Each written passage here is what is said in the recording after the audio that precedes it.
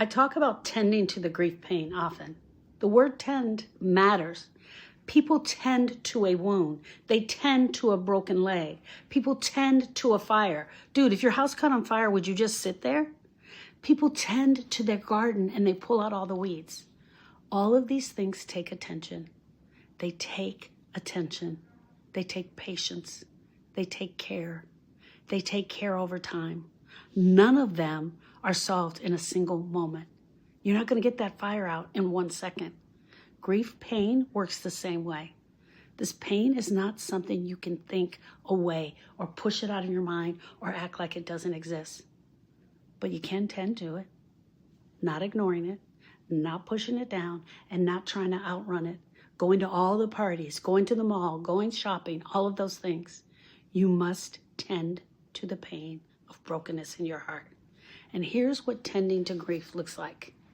Give the pain time and space. Number one, grievers need to talk about what happened. They need to talk about what happened. They need to talk about the ugly, and they need to say it out loud. They need to hear themselves say it out loud, and that doesn't happen all at once. You might come to support group for months before you even talk, but we need to hear ourselves say the things, what it felt like to see his body, what it felt like to get the call. This is not being dramatic. This is the mind trying to make sense of something that shattered your heart. Number two, let your body feel what it feels. If you laugh today, then laugh. If you're mad at your person, then be mad. Grief is not just your thoughts. It shows up in your body. It shows up in your heart. It shows up in your tight chest. It shows up in exhaustion. It shows up as crying. It shows up as brain fog. And it shows up as no appetite or eating everything in sight. However it shows up, let it be there, but tend to the pain. When you fight the pain, your body fights back. That's no joke. I'm not making that up. It's true. Let emotions move through you. Do not resist them because they will start to fight you. And number three, say the things that you never said. A lot of grief pain comes from what we never got a chance to say.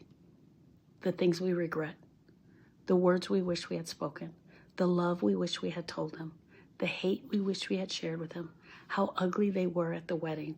We wish we would have told him about that. Things you wish had gone differently. Thoughts that are stuck in your brain until they are spoken are absolutely grieving experiences. Learn what grief actually is. What is grief? Girl, I'm going to ask you, what is grief? Most people were never taught how to grieve because they don't know what the hell it is. They hear things like, you're so strong, time heals, grief comes in waves, all that bullshit. I don't even know what that is. And so then they grab those things and that becomes their motto. And they use that motto over and over, and they even try using it on me. That ain't gonna work. We got to get into the nitty-gritty. Your grief doesn't need to be hid. It needs to be tended to. And just like a wound, just like a fire, just like a garden, when you tend to these things, pain shifts. The fire goes out. Your leg mends. The garden becomes beautiful. Not all at once, but little by little. What are you doing to tend to the brokenness in your heart? It's going to show. It's going to show by the beauty that comes out, just like in the garden. It's going to show. When you find peace, when you find the peace that you're looking for, when you can stand on 2 feet and say his name and look at his picture and not cry, it's going to be so different. My heart to yours, friend. I have tons of tips on how to tend to the pain. Click the link. Come and see me in the story room.